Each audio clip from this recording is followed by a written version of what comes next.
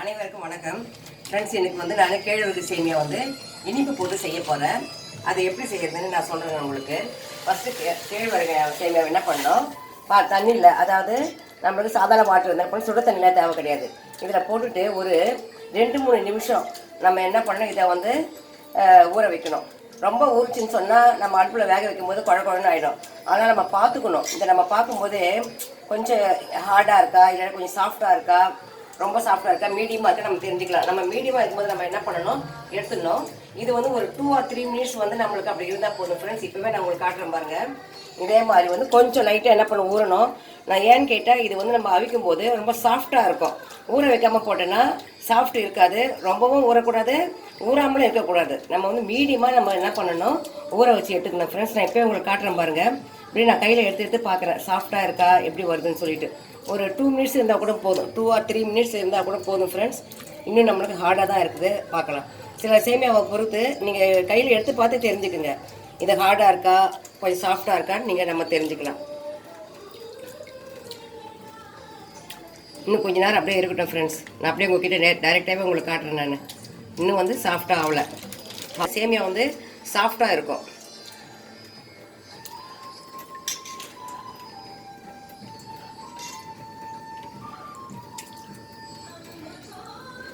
இன்னும் எனக்கு வந்து கொஞ்சம் ஹார்டாக இருக்கிற மாதிரி தான் தெரியுது. ஏன்னா சில சேமியாஸை பொறுத்து நம்மளுக்கு சில பிராண்டை பொறுத்து கூட இருக்கும்.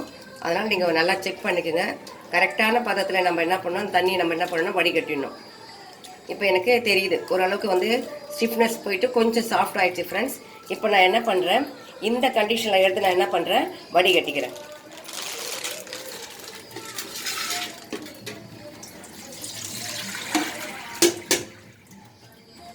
நான் வடிகட்டிட்டு இந்த தண்ணியை நான் என்ன பண்ணுவேன், அந்த வடிகட்டின தண்ணியை எடுத்து செடிக்கு ஊற்றிடுவேன். ஏன்னா கேழ்வரகு தண்ணி இல்லையா, ரொம்ப சாஃப்டாக இருக்கு இல்லையா. இதை பாருங்கள், இதை எப்படியே நான் வச்சிடலாம் ஃப்ரெண்ட்ஸ். அடுத்தது நான் என்ன பண்ண போகிறேன்னு பார்க்குறேன். இது வந்து தேங்காய். நம்ம அவிக்க போகிறோம் இல்லையா, அப்போ என்ன பண்ணலாம், இந்த தேங்காய் வந்து மேலே தூவணும். அதுக்கப்புறம் நான் வந்து என்ன பண்ணியிருக்கிறேன், ஏலக்காய் எடுத்து வச்சுருக்கிறேன்.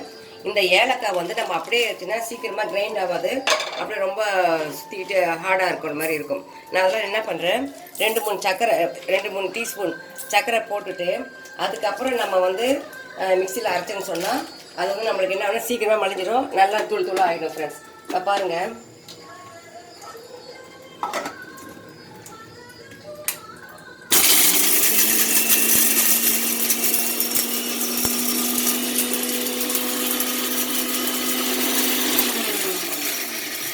அரைச்சி முடிச்சுன்னா டக்குனு ஆஃப் பண்ணுங்க. சில நேரம் வந்து அப்படியே சுத்த ஆரம்பிச்சிடும். இப்போ நம்ம வந்து ஓரளவுக்கு, அதாவது இந்த மாதிரி ஆயிடுச்சு பார்த்தீங்களா, இந்த மாதிரி வந்தாலும் நம்மளுக்கு போதும். இதை நான் என்ன பண்ணுவேன், அது மாதிரி செஞ்சு எடுத்து வச்சுக்குவேன். தேவைப்படும் போது அடிக்கடி நான் வந்து அதை நுணுக்கி போட மாட்டேன். இந்த மாதிரி வந்து போட்டு நான் பாக்ஸில் என்ன பண்ணுவேன், எடுத்து வச்சுக்குவேன் ஃப்ரெண்ட்ஸ். ஃபஸ்ட்டு நம்ம வந்து இது ஏலக்காய் தூளை நான் அரைச்சி வச்சுக்கிட்டேன். ஏன்னா அப்புறம் தேங்காய் போட்டுனா அது தண்ணி மாதிரி ஆகிடும், அரைக்க வராது. சரி, இப்போ இதில் கொஞ்சம் இருக்குது இல்லைங்களா நம்மளுக்கு ஏலக்காய் தூள். இதிலே நம்ம என்ன பண்ணலாம், தேங்காய் போட்டு நம்ம திருவிக்கலாம். நம்ம தண்ணியை வந்து ஹீட் பண்ணிக்கலாம். ஹீட் பண்ணிவிட்டு இப்போ பாருங்கள், இந்த தேங்காய் இதை நான் என்ன பண்ணுறேன், ஒன்றும் பாதியமாக, அதான் ரொம்ப மைய வேணாம், ஒன்றும் பாதியமாக நம்ம என்ன பண்ணிக்கலாம், எடுத்துக்கலாம். இதுலேயும் நம்மளுக்கு வந்து ஏலக்காய் தூளை ஒட்டிருந்து இதுவே நம்மளுக்கு போதும்.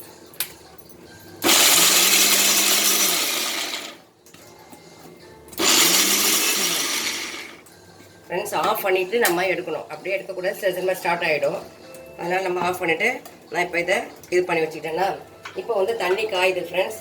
அடுத்தது நான் என்ன பண்ண போகிறேன்னா, கொஞ்சோண்டு நெய் எடுத்துக்க போகிறேன். நெய் எடுத்து என்ன பண்ண போகிறேன், இந்த தட்டில் வந்து தடவிக்கலான்னு இருக்கிறேன். இது இருக்குது இல்லையா, இந்த தட்டில் கொஞ்சோண்டு நெய்,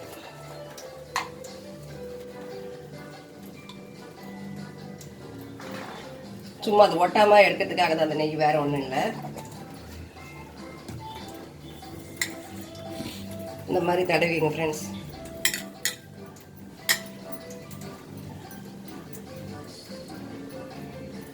இது வந்து இப்போ தான் வச்சுருக்கேன் நான். நல்லா தண்ணி அடுத்து இது பண்ணுங்க ஃப்ரெண்ட்ஸ். இங்கே பாருங்கள், தண்ணி நல்லா கொதிக்க ஆரம்பிச்சிருது. நம்ம கொதிக்க ஆரம்பித்த பிறகு தான் நம்ம என்ன பண்ணணும், இட்லி தட்டை வைக்கணும். எப்போவுமே நம்ம இட்லி செய்யறதா இருந்தாலும் தண்ணி கொதிச்ச பிறகு தான் வச்சு ஊற்றினா இட்லி நல்லா சாஃப்டாக இருக்கும். இப்போ நான் பாருங்கள் இந்த டைமில் நான் வைக்கிறேன். வச்சுட்டு இதை நான் என்ன பண்ணுறேன், இந்த ஒவ்வொரு ஏற்கனவே நான் நெய் தடவி வச்சுருக்கேன் இல்லையா, இந்த ஒவ்வொரு இதுலேயும் வந்து கொஞ்சம் கொஞ்சம் போட்டு வச்சிடலாம். நான் வந்து அது பெரிய அந்த மேலே தட்டு தான் வச்சுருக்கேன் ஃப்ரெண்ட்ஸ். இது பாருங்கள் எவ்வளோ சாஃப்டாக இருக்குது பாருங்கள். அந்த மாதிரி எடுக்கணும். நம்மளுக்கே தெரியும், கையில் பிடிக்கும் போது அப்படியே ஒட்டாமல் உதிரி உதிரியாக வருது பார்த்தீங்களா, அந்த மாதிரி நம்ம பண்ணிக்கணும் ஃப்ரெண்ட்ஸ்.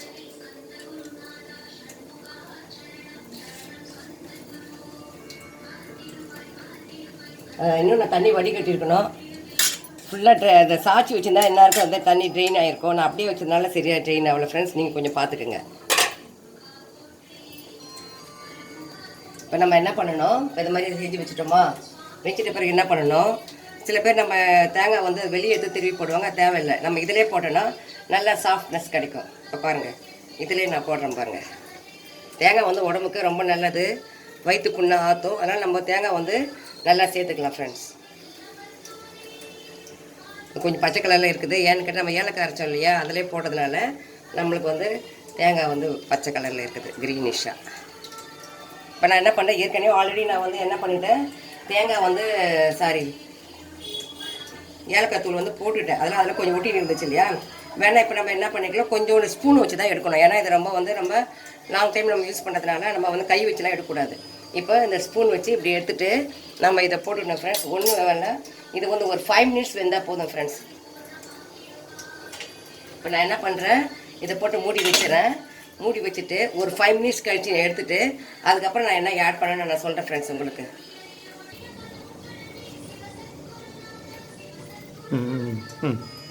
ஃப்ரெண்ட்ஸ் இப்போ பாருங்கள், நல்லா வெந்துச்சு. ஓரளவுக்கு ஒரு 3 மினிட்ஸ் இருந்தாலே போதும் ஃப்ரெண்ட்ஸ். இப்போ நான் அடுப்பை ஆஃப் பண்ணிடுறேன். இப்போ நீங்கள் இதை எடுக்கும்போது பார்த்து எடுத்து அதை கவனம். அப்படி இல்லாத உங்களால் எடுக்க முடியலன்னா அதை கரண்டி வச்சுக்கிட்டு ஒன்று ஒன்றா எடுத்துருங்க. இப்போ பாருங்கள் ஃப்ரெண்ட்ஸ், நான் வந்து இப்படி எடுத்துட்டேன்னா இந்த தண்ணி ஆஃப் பண்ணிடலாம். எடுத்துகிட்டு பார்த்து செய்யுங்க ஃப்ரெண்ட்ஸ், சூடாக இருக்கும். இப்போ இதில் என்ன பண்ணுறேன்னா அப்படியே உதுத்து விட்டுக்கிறேன்.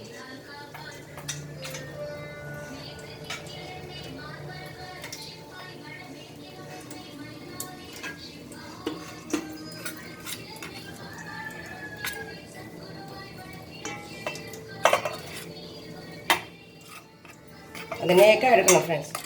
கையில் கூட சூடு பட்டுற போகுது. குழந்தைங்களாம் செய்யும்போது ஜாக்கிரதையாக செய்யணும்.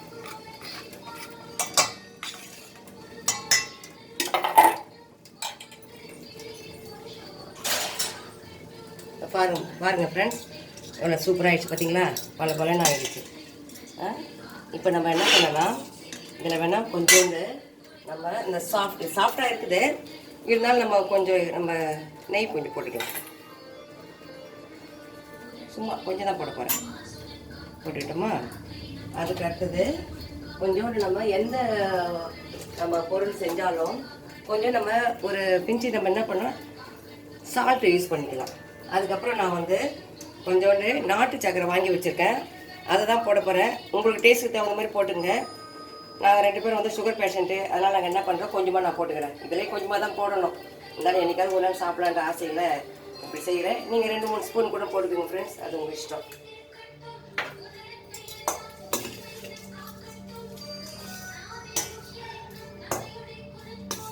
இப்போ நீங்கள் சாப்பிடும்போது எவ்வளோ சத்து தெரியுமா கேழ்வரகுல.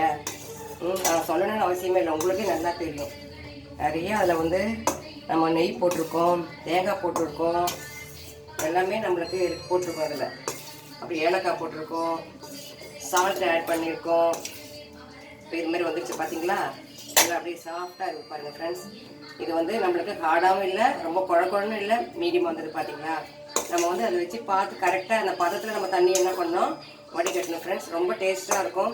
இந்த வீடியோ நான் உங்களுக்கு ரொம்ப போடணும்னு நினச்சேன். நிறைய பேர் செஞ்சு தான் காட்டுறாங்க வீடியோவில், இருந்தாலும் நான் சொல்கிறதையும் செஞ்சு பாருங்கள். நான் வந்து உங்களை சப்ஸ்கிரைப் பண்ணுங்கள், கமெண்ட்ஸ் பண்ணுங்கலாம் சொல்ல மாட்டேன். ஏன்னா நீங்கள் பிடிச்சிருந்தா மட்டும் நீங்கள் செய்யுங்க, நான் யாரையும் கம்பல் பண்ணுறது கிடையாது. பாருங்கள் ஃப்ரெண்ட்ஸ், இதை வந்து அழகாக நம்ம போட்டாச்சு. போட்டுட்டு இப்போ நம்ம என்ன பண்ணலாம், டேஸ்ட் பண்ணி பார்க்கலாம். என்னங்க டேஸ்ட் பண்ணி சாப்பிட்றீங்களா நீங்கள்? கட்டு சரி, நான் கொஞ்சம் சாப்பிடுவோம் ஃப்ரெண்ட்ஸ். செம்ம டேஸ்ட்டு. என்னன்னா சுகருக்கு வந்து கம்மியாக இருக்குது. சுகர் நிறையா போட்டால் இது செம்ம டேஸ்ட்டு தான். ஆனால் நான் சுகர் பேஷண்ட் ஆச்சு, நான் எப்படி நிறைய சுகர் ஆட் பண்ண முடியும், ஏதோ ஆசைக்காக கொஞ்சோண்டு போட்டேன். இன்னும் நிறைய நம்ம நாட்டு சக்கரை ஆட் பண்ணும்போது செம்ம டேஸ்ட்டாக இருக்கும் ஃப்ரெண்ட்ஸ். இதை செஞ்சு பார்த்துட்டு எனக்கு சொல்லுங்கள். Thank you friends.